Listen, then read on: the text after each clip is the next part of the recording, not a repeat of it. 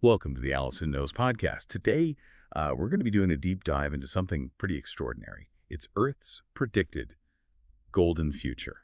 Hmm. Now, before you start thinking this is just another vague utopian dream, let me assure you, the sources we're looking at are anything but vague.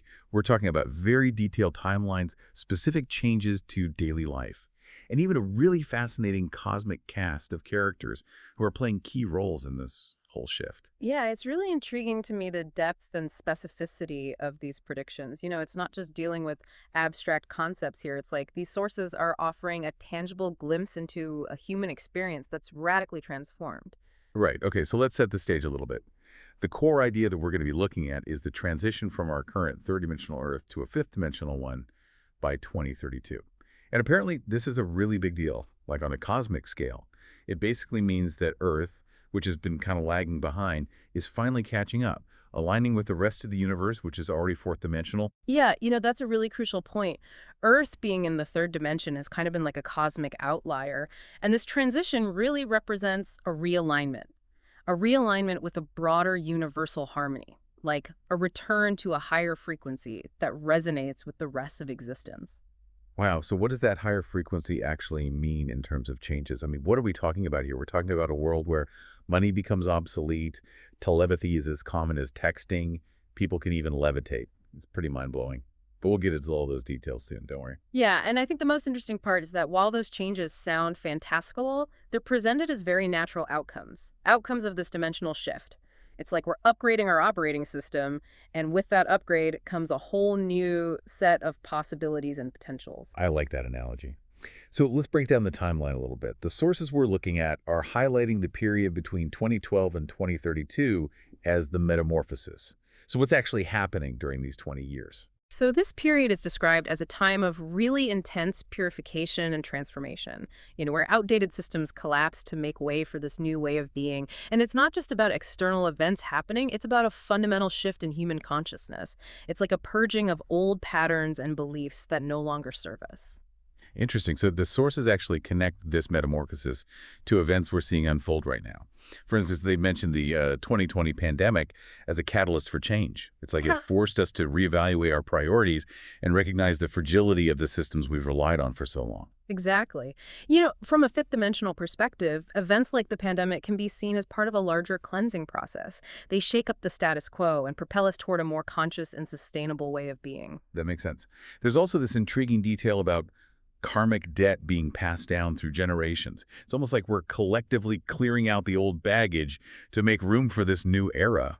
Right, and that ties into the concept of rising frequency, because it's not just external events that are changing, but also our internal vibrations. Our thoughts, emotions, and actions are literally the building blocks of this golden future. Every choice we make, every thought we harbor, contributes to the collective energy that shapes our reality. So let's fast forward to Earth in 2032, now fully in the fifth dimension. And life as we know it has undergone a complete transformation. The sources describe a world where community reigns supreme. People live in harmony with their soul families. And the need to earn a living just dissolves. It's a world of abundance, cooperation, and really profound interconnectedness. Yeah, and this shift isn't just about external circumstances changing. It reflects a deep change in human consciousness. With the ego dissolving, we operate from a place of unity. We recognize our inherent interconnectedness. We embrace a collective good that goes beyond our individual desires.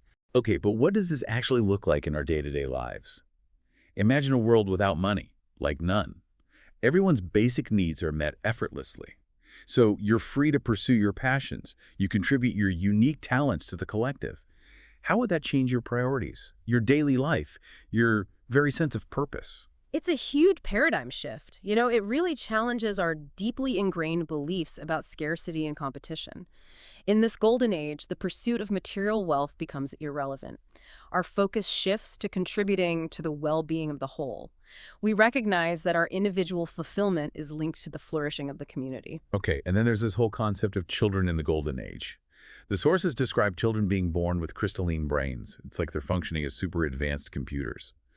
What does this mean for education as we know it? Well, it points to a radical transformation. Like traditional models focused on memorization and linear thinking become obsolete. These children, with their heightened abilities and intuitive understanding, would require a more holistic and experiential approach, an approach that nurtures their unique gifts and fosters their inherent wisdom. Wow, hold on. I need a minute to process this. We're talking about a world where telepathy is normal. Children are born with crystalline brains, and the entire fabric of our society is restructured. It's a lot to take in. It is, but the sources really encourage us to expand our imaginations, to embrace possibilities that might seem outlandish from our current perspective. The fifth dimension operates on a different set of principles, a different set of laws. And as we align with those higher frequencies, the impossible becomes not just possible, but inevitable. I love that. Now, before we go any further, don't forget to like, subscribe, and share this deep dive if you're enjoying it. And be sure to join the Allison Knows podcast on Spotify and YouTube if you're loving this content. We've got a whole universe of amazing topics to explore. Okay, so let's delve a bit further into this fifth dimensional reality. The sources paint a really vivid picture of these golden cities. They're described as eco-communities, strategically placed along landly lines and aligned with specific star systems. So what's the significance of this connection to the cosmos? Well, the placement and structure of these cities aren't random. They reflect a really deep understanding of energy and the relationship between energy and the cosmos. These cities are designed to be in harmony with the Earth's natural energy grid and to resonate with higher frequencies emanating from specific celestial bodies. It's about creating a harmonious existence that aligns with both earthly and cosmic energies. Okay, and get this. They actually mention real-world locations, locations where these cities are predicted to emerge. Places like Norway, Sweden, Austria, Germany, even Greece. It's like a treasure map for the Golden Age. It is. And the selection of these locations isn't random either. They're said to possess a unique energetic quality, a resonance with higher frequencies that makes them particularly conducive to the emergence of these fifth-dimensional communities. It's like the seeds of the Golden Age are already planted in these places, just waiting to blossom. That's amazing. There's also a big emphasis on our connection to nature in these predictions. It goes beyond appreciating nature's beauty. We're talking about a deep symbiotic relationship. They even describe people being able to communicate with elementals and dragons. It sounds like something straight out of a fantasy novel. Yeah, it does. But the sources present it as a completely natural aspect of this new reality. It really resonates with the principle of harmlessness. It's a core element of fifth-dimensional consciousness.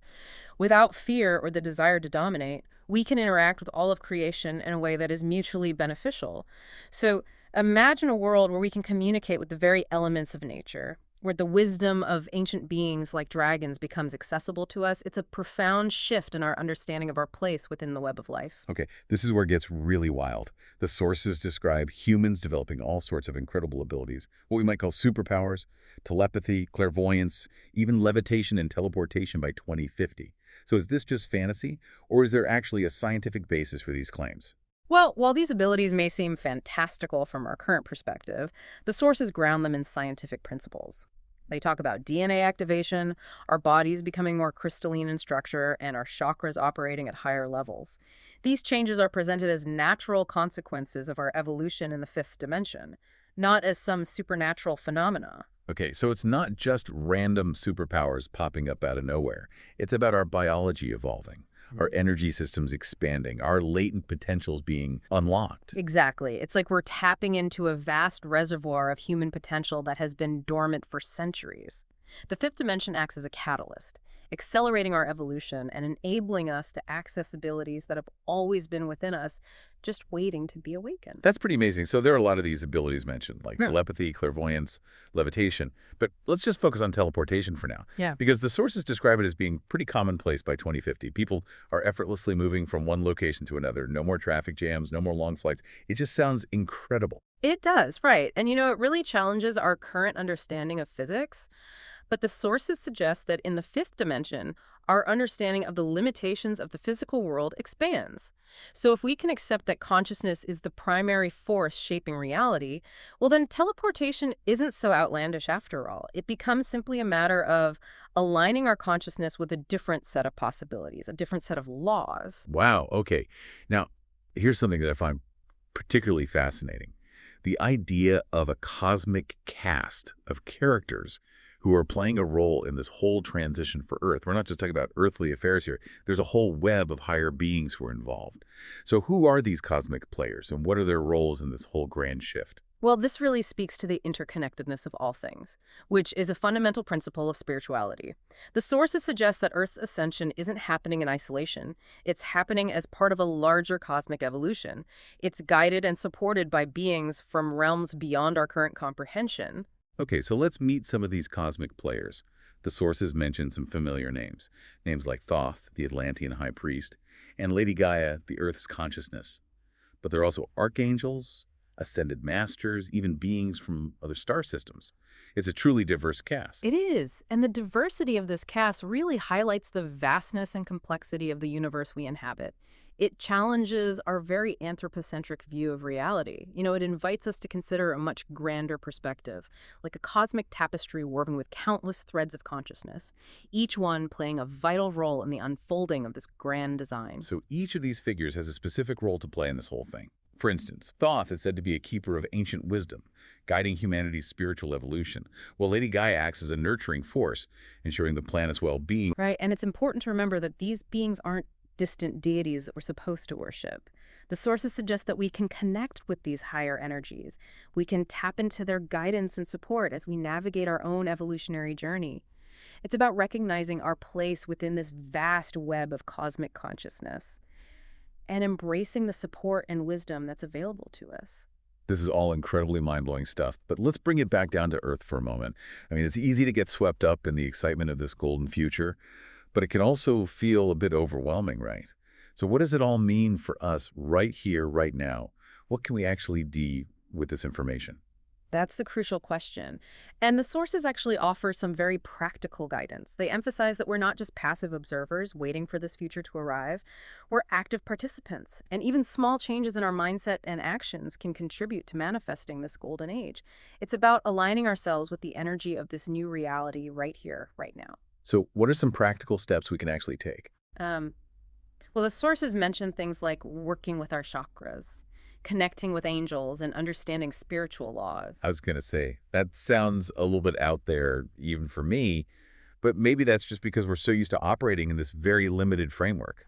Yeah, I think that's a common reaction. These practices may seem unfamiliar, maybe even a bit esoteric to some people, but they're presented as really powerful tools. Tools for expanding our awareness, raising our frequency, and aligning ourselves with the consciousness of this golden age. It's about actively engaging in our own evolution, rather than just passively waiting for it to happen to us. One thing that really stood out to me was the emphasis on gratitude. The sources describe gratitude as a powerful force for attracting abundance and shifting our perspective. It's about focusing on what we have rather than what we lack, cultivating a sense of appreciation for all the blessings in our lives, no matter how small they might seem. Right. Gratitude is such a simple but profound practice, and it can really have a ripple effect on our entire being. It shifts our energy from a state of lack to a state of abundance, which aligns us with the frequency of the golden age. It's about recognizing and appreciating the good that's already present in our lives, and that, in turn, attracts more good into our experience. I've been trying to incorporate more gratitude into my own life lately. And I have to say, I've actually noticed a shift. It's not like magical things are suddenly happening, but I just feel more grounded, more peaceful, more connected to something bigger than myself. It's like I'm tapping into a different energy, like the sources describe. That's a great example of how these practices, even in small ways, can have a real impact on our lives. It's not about grand gestures or waiting for some external event to occur. It's about making consistent, intentional choices that align with the energy of the golden age. And those choices allow us to start experiencing its benefits right now. It's almost like we're creating a bridge between our current reality and this golden future. And gratitude is one of the key building blocks of that bridge. Okay, but let's talk about some of the other aspects of this future world. Because the sources describe a society that doesn't have a legal system, where all decisions are made collectively and people live by a different set of laws, spiritual laws. How does that even work? It's hard to imagine a society without any laws or consequences. It is, yeah. It's definitely a radical departure from the systems of governance we have now. But the sources suggest that in the fifth dimension, we operate by a different set of laws, spiritual laws that operate on a higher level of consciousness. And these laws, things like the law of karma and the law of attraction, they aren't about punishment or reward, but about understanding the natural consequences of our actions, about aligning with principles of harmony and balance. So it's less about external control and more about internal guidance. People act in accordance with these spiritual laws, not because they're afraid of being punished, but because they understand the inherent harmony and balance that these laws create. Exactly. It's like a society where individuals are self-governing. They're motivated by a deep understanding of their interconnectedness and a desire to contribute to the collective good. It's a vision of a society where the need for external control just diminishes because individuals have evolved to a higher level of consciousness. They're aligned with these universal principles. Okay, that makes sense. The sources also talk about the importance of balancing masculine and feminine energies in this new paradigm. And it's not about one dominating the other, but about creating a harmonious integration, recognizing the value and necessity of both. Right, and this balance is crucial not just for individuals, but for society as a whole. The masculine energy associated with things like action, logic, and structure, and the feminine energy associated with intuition, compassion, and nurturing.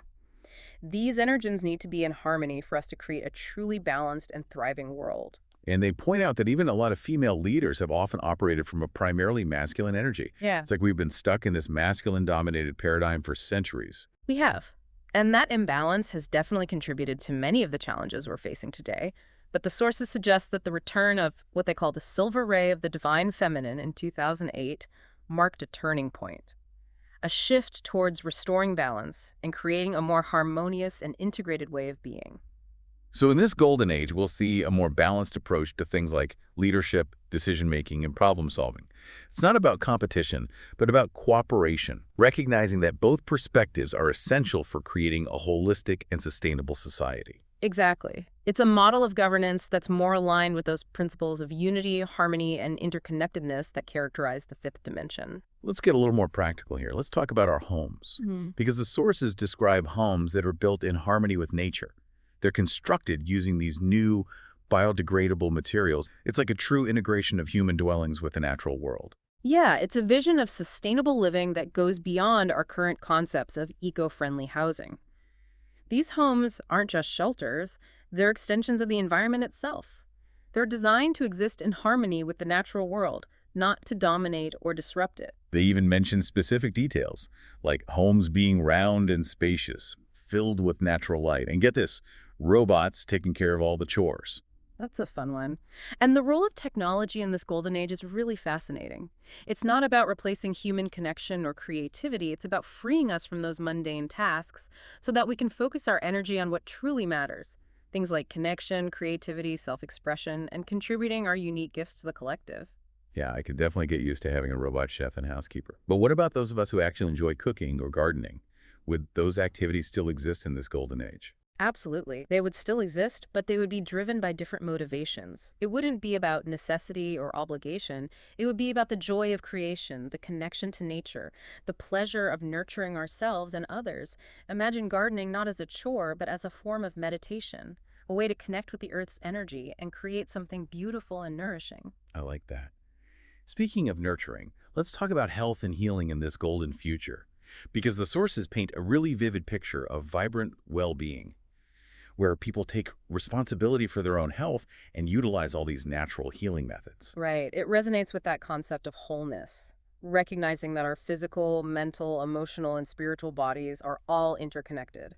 It's about addressing health challenges from a holistic perspective, understanding that true well-being encompasses all aspects of our being. And they mention these really interesting techniques, things like sound healing, light therapy, and working with crystals. It's like a blend of ancient wisdom and advanced technology. It is, and what's fascinating is that shift in emphasis. It's a shift from treating symptoms to addressing the root cause of illness. It suggests a deeper understanding of the energetic nature of our bodies and the power of consciousness to influence healing. It's about recognizing that our thoughts, emotions, and beliefs all play a role in our overall well-being. Okay, but what about serious illnesses? What about accidents or injuries? Would traditional medicine still exist in this golden age? Well, the sources describe a world where people are generally healthier and more in tune with their bodies, so those kind of serious illnesses would be much less common. But they also mention these healing centers, where advanced technology and spiritual healing practices are combined, and those centers would be able to address the more complex health challenges that do arise. They even talk about healing spinal cord injuries using lasers and sound frequencies. I mean, it sounds like science fiction, but they present it as a very real possibility in this new reality. It does. It really challenges our current understanding of what's possible in the realm of healing. But if we can accept that consciousness plays a role in shaping reality, well, then maybe these advanced healing techniques are simply tapping into a higher level of awareness. Maybe they're utilizing the power of energy and intention to influence physical matter. So it's like we're rediscovering the healing power within ourselves and within the natural world, and combining it with advanced technology to create a truly holistic approach to well-being. Yeah, that's a great way to put it. It's about recognizing that we have this innate capacity to heal ourselves, and that the resources and knowledge to do so are available to us. It's about empowering individuals to take an active role in their own healing journey. I love that. And what about food? What will we be eating in this golden age? I'm all for healthy eating, but I don't know if I'm quite ready to give up my occasional indulgences. Well, the sources do suggest a shift toward a more plant-based diet, with people recognizing the interconnectedness of all life and choosing to consume food that is in alignment with that understanding. But it's not about deprivation or strict rules. So less meat, more veggies. Yeah. But will it still be delicious? Oh, absolutely. The sources describe food that's not only nutritious, but incredibly delicious, bursting with flavor and vitality. They emphasize the importance of gratitude and intention in the process of growing and preparing food, suggesting that these qualities actually enhance the energetic quality of what we consume. So it's not just about what we eat, but how we eat it. Bringing awareness, intention, and gratitude to the entire process, from the moment the seed is planted to the moment we savor the flavors on our plate. Exactly. It's about recognizing that food is not just fuel. It's a source of energy, vitality, and connection to the earth. It's about treating our bodies with respect and nourishing them with food that's grown and prepared with love and intention. Okay, I can get behind that. This all sounds really amazing, but I have to admit, part of me is still a little skeptical. It's hard to imagine such a radical transformation of our world. Is this really possible? I think that's understandable. It is a vision that challenges a lot of our current paradigms. It requires a bit of a leap of faith. But perhaps that's exactly what's needed. The sources suggest that our belief in this golden future is actually part of what helps to create it. It's about shifting our mindset from one of doubt and skepticism to one of possibility and hope. So it's not about passively waiting for it to happen. It's about actively believing in it, aligning our energy with it, and taking steps, however small, to embody its principles in our lives today. Exactly. It's about remembering who we truly are. We are divine beings. We're capable of co-creating a reality that reflects our highest potential. It's about recognizing the power we hold within ourselves to shape our world and to contribute to the manifestation of this golden age. It's a powerful message, one that definitely fills me with a sense of hope and possibility. So, if we're talking about possibilities, let's dive into one that really captures the imagination. Travel. How do we get around in this golden future? Are we all zipping about in flying cars? Well, while flying cars aren't explicitly mentioned, the sources do describe a variety of pretty fascinating modes of transportation. Remember, teleportation. It's said to become quite commonplace by 2050. Imagine effortlessly transporting yourself from one location to another. No more cars, planes, or trains. Oh, wow.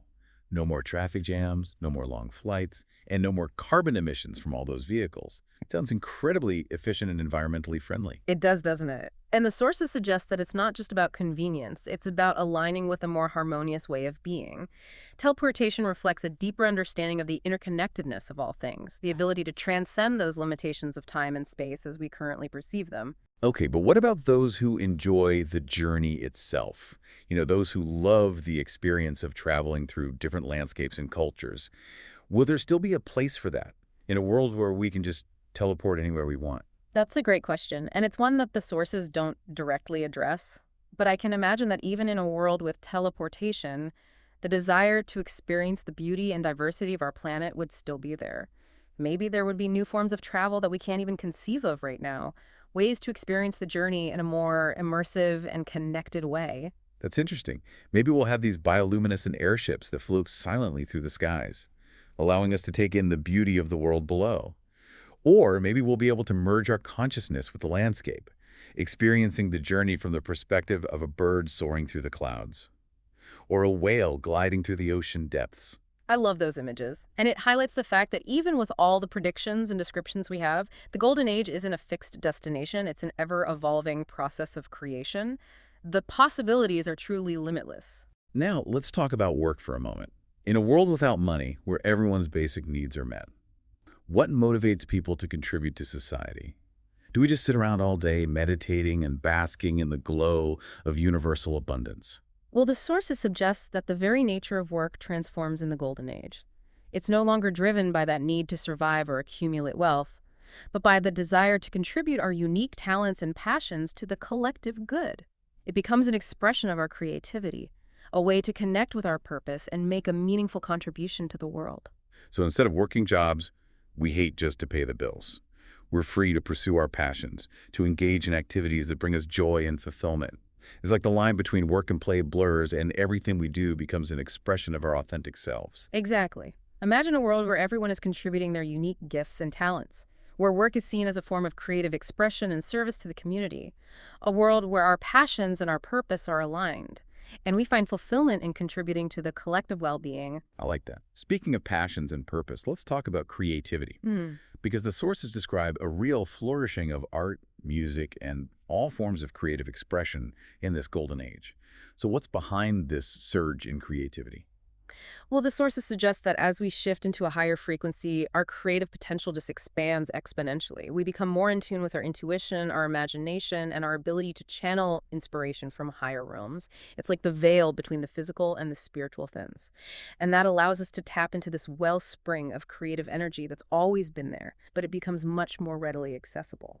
So it's not just about having more time to pursue creative endeavors. It's about our capacity for creativity actually expanding. It becomes more effortless and inspired. Exactly. Imagine a world where artistic expression isn't limited to a select few, but is a natural and integral part of everyone's life. A world where we're constantly creating, innovating, and expressing ourselves in ways that are both beautiful and beneficial to the collective. It sounds like a world where beauty and functionality merge, where art isn't just something to be admired, but something that's woven into the very fabric of our lives. That's beautifully put, and it really highlights the fact that in the Golden Age, we're not just creating a new society, we're creating a whole new way of being, a new way of experiencing ourselves and the world around us. You know, this is all incredibly inspiring, but I think it's important to acknowledge that even in a golden age, there would still be challenges and difficulties.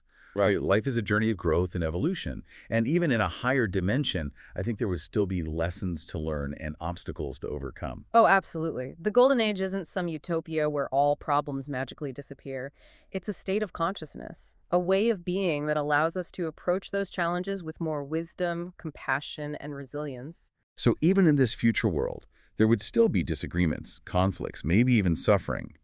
But the difference is that we would have the tools and the awareness to navigate those challenges with greater grace, understanding, and a deeper connection to both our own inner wisdom and the support of the universe. That's a really key point. The Golden Age isn't about the absence of challenges, it's about our ability to respond to them differently. With love, wisdom, and that deep understanding of our interconnectedness, it's about recognizing that even in the midst of difficulties, there's an opportunity for growth, evolution, and ultimately a return to harmony. This has been a really thought-provoking exploration of the Golden Age so far. But before we go any further, I just want to remind our listeners to like, subscribe, and share this deep dive if you're enjoying it.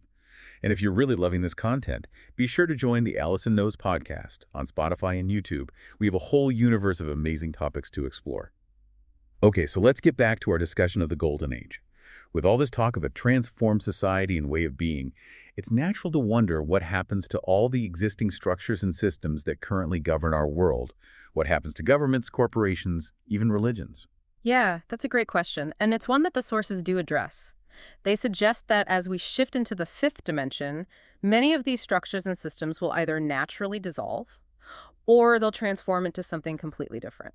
For example, as money becomes obsolete, well, the entire financial system as we know it would cease to exist. And governments, which are largely based on control and hierarchy, would likely evolve into more decentralized and collaborative forms of governance. reflecting those principles of unity and interconnectedness. So it's not about dismantling these systems through force or revolution. It's about them naturally becoming obsolete as our consciousness evolves, as we align with the different way of being. Exactly. It's like a caterpillar transforming into a butterfly. Those old structures and systems represent the caterpillar stage. They were necessary for a certain phase of our evolution, but as we evolve, we outgrow them. And they naturally fall away, making space for something new, something more aligned with our higher potential. I love that analogy. It's really fascinating to consider how these transformations might actually play out. So what about religion? Will there still be organized religions in the Golden Age?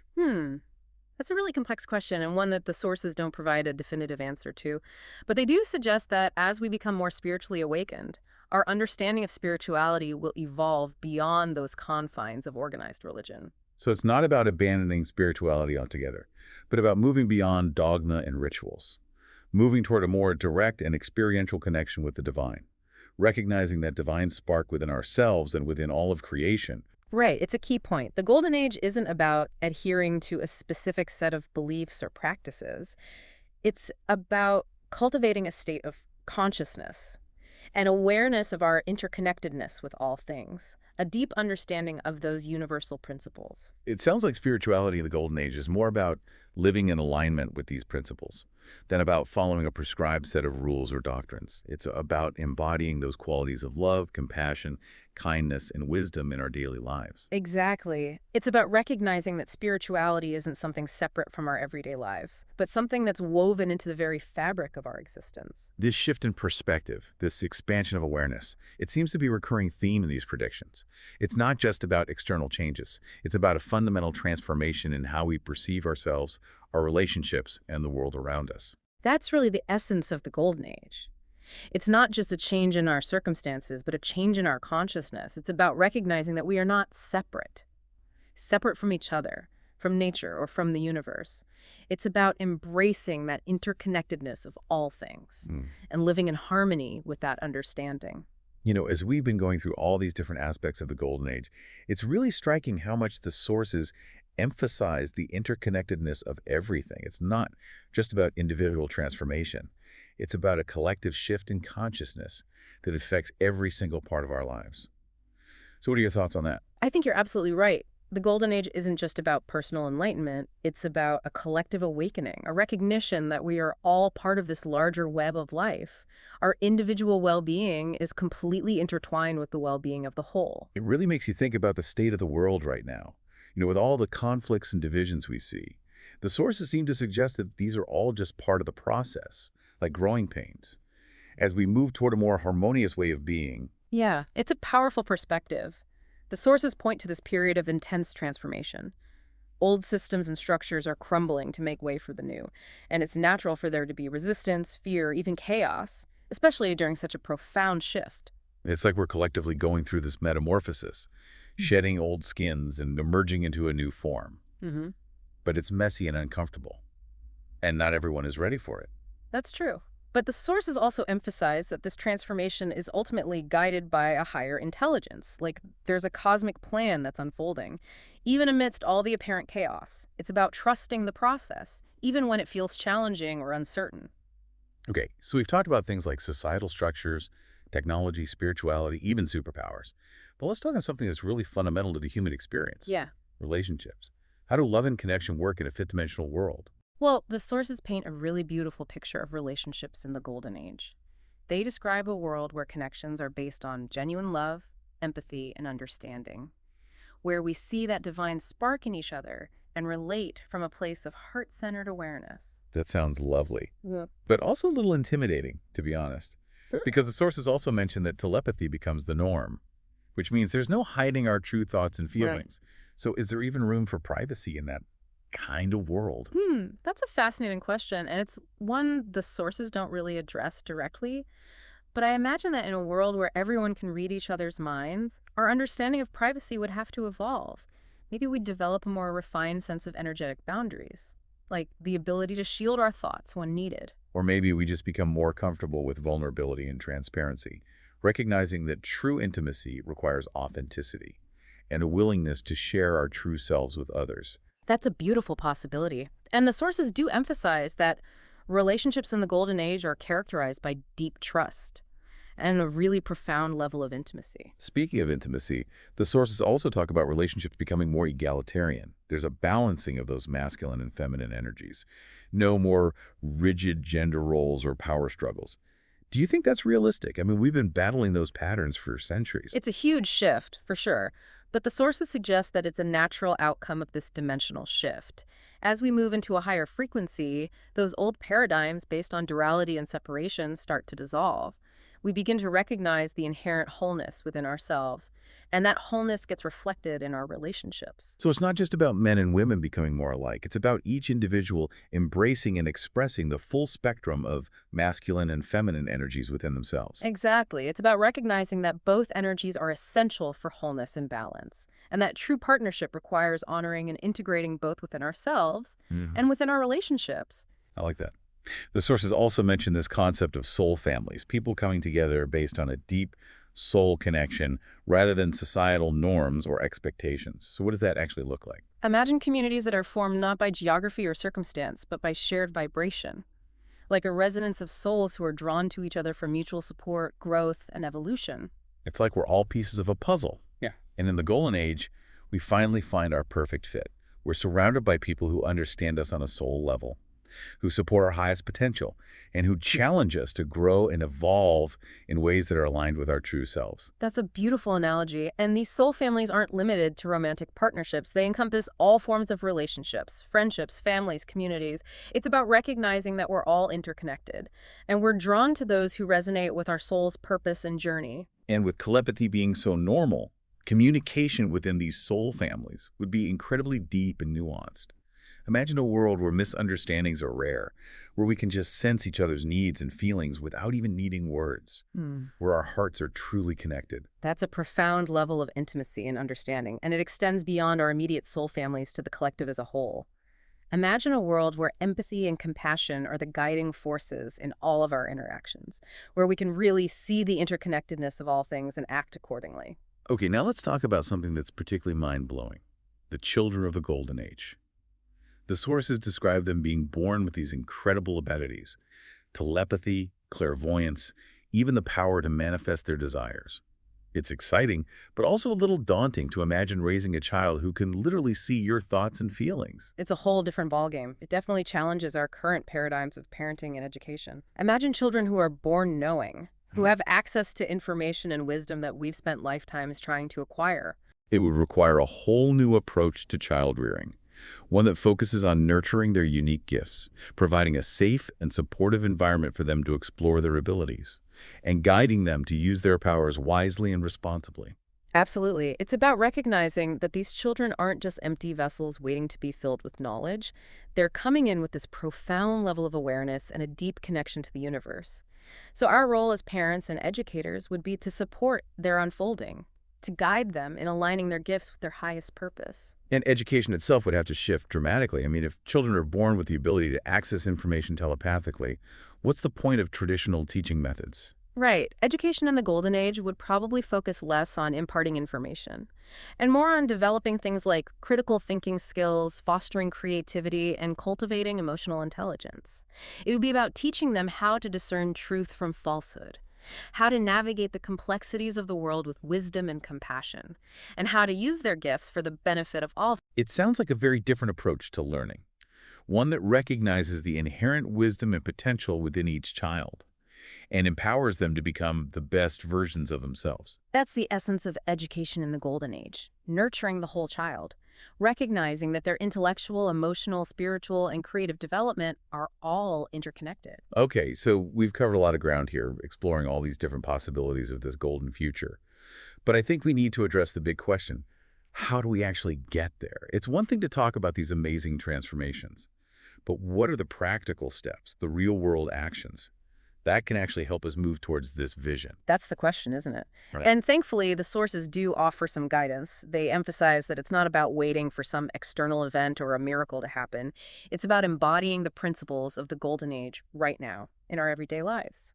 So what does that look like in practice? What are some tangible things we can do to align ourselves with this energy? Well, they highlight some pretty simple but powerful practices. Things like gratitude, meditation, and spending time in nature. They encourage us to become more aware of our thoughts and beliefs, recognizing that those thoughts and beliefs actually shape our reality. It's about choosing love over fear, compassion over judgment, and really seeing that interconnectedness in all things. It's about living in alignment with our highest values, Yeah. contributing to the collective good in whatever ways we can. Exactly. And it's important to remember that we don't have to be perfect at this. Every small step we take in the direction of love, kindness, and awareness makes a difference. It contributes to that collective energy that's shaping our future. It's like we're all holding a piece of the puzzle. And as we align ourselves with the frequencies of the Golden Age, the pieces start to fit together. We create a more beautiful and harmonious picture. I love that analogy, and it highlights the fact that this transformation is truly a collective endeavor. We're all in this together, and our individual choices and actions have a ripple effect that goes way beyond ourselves. So even amidst all the challenges and uncertainties of the world today, there's hope. There's a real possibility for a brighter future. A future where humanity reaches its full potential and creates a world that reflects the very best of who we are. Yes, and the most empowering aspect of all of this is that we have the power to choose that future. We can choose to align ourselves with the energy of love, compassion, and wisdom. And by doing so, we contribute to the manifestation of this golden age, not just for ourselves, but for all the generations to come. Well, this has been a truly incredible exploration of the Golden Age. I hope our listeners have found it as inspiring and thought-provoking as we have. It's been my pleasure, and I would encourage everyone listening to take some time to reflect on what really resonated with you today, to explore these concepts further, and to consider how you might bring even a little bit of that Golden Age energy into your life right now. That's great advice. And if you enjoyed this deep dive, be sure to like, subscribe, and share it with your friends. And for more mind-expanding explorations like this one, be sure to join us on the Allison Knows podcast on Spotify and YouTube. Remember, the future isn't something that just happens to us. It's something we create together. Thank you for listening to the Allison Knows podcast. Don't forget to follow Allison on Blue Sky, YouTube, and TikTok. And we'll see you next time for another deep dive into the mysteries of the universe.